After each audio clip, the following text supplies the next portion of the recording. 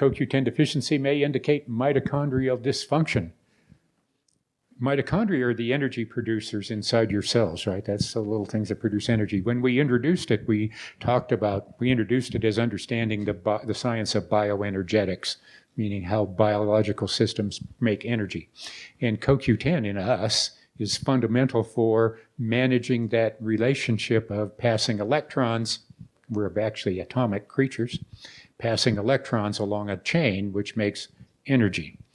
Right? It's just a controlled situation. In the presence of CoQ10, that happens efficiently. In the absence of CoQ10, we know that it does not.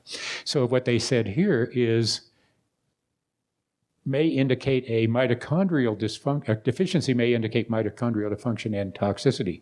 Researchers commented CoQ10 deficiency may contribute to mitochondrial bioenergetics and oxidative stress, as demonstrated in ATP. Don't worry about that. In general, secondary CoQ10 deficiency may be induced by dietary insufficiencies and exposure to certain xenobiotics, things that are in the population here, in the world we live in. Several studies have shown that CoQ10 is susceptible to environmental toxins, which cause CoQ10 deficiencies that are at both cellular level and the vivo level.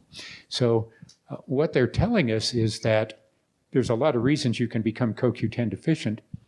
One of them is you can't have not enough in your diet. The other one is that you're exposed to a lot of things in the environment that actually attack and reduce or put demands on your body's CoQ10 levels and make you even more deficient. CoQ10, mitochondrial dysfunction and heart health. Again, mitochondrial dysfunction it's a disease that often you see it in newborns who are born with mitochondrial dysfunction. They can tell right away, and those now we have the drugs and things to keep them alive, but they'll be dependent on those drugs forever, okay, as long as they're alive. And their life expectancy went from used to be less than 6 months to now they're going to live probably well into their 60s or 70s, as long as they manage it properly. In this review, we will show the latest advances in the knowledge and relationship between CoQ10 and atherosclerosis. That's heart disease. There is a direct relationship, okay? Atherosclerosis is the most common cause of cardiac death in the world. Okay, you know heart disease is a primary one of the chronic diseases, but atherosclerosis, the actual plugging up of the arteries, is the problem. Numerous studies have demonstrated that more factors than lipid accumulation are involved in arterial damage at the cellular level. You know, we know about plugging up our arteries around our heart, but now they're saying, no, there's a lot more involved in just that plug. There's a lot of things going on in the background at the cellular level that drive this process forward, such as inflammation, autophagy impairment. That's the body's ability to clean itself up when cells die. Autophagy is when the body comes around and takes away the dead cells and recycles them into whatever needs to be done. Mitochondrial dysfunction and or free radical overproduction, that's oxidative stress, right?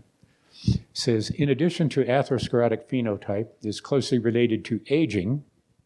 So in addition, as atherosclerosis phenotype, that's people who are in that category, is closely related to aging, it is reasonable to believe that coenzyme Q10 supplementation could be beneficial for both conditions. Okay, beneficial, helping you with prevent atherosclerosis, but also deal with this accelerated aging that we all tend to experience if we are, caught up in the sort of the Western diet and Western industrial lifestyle.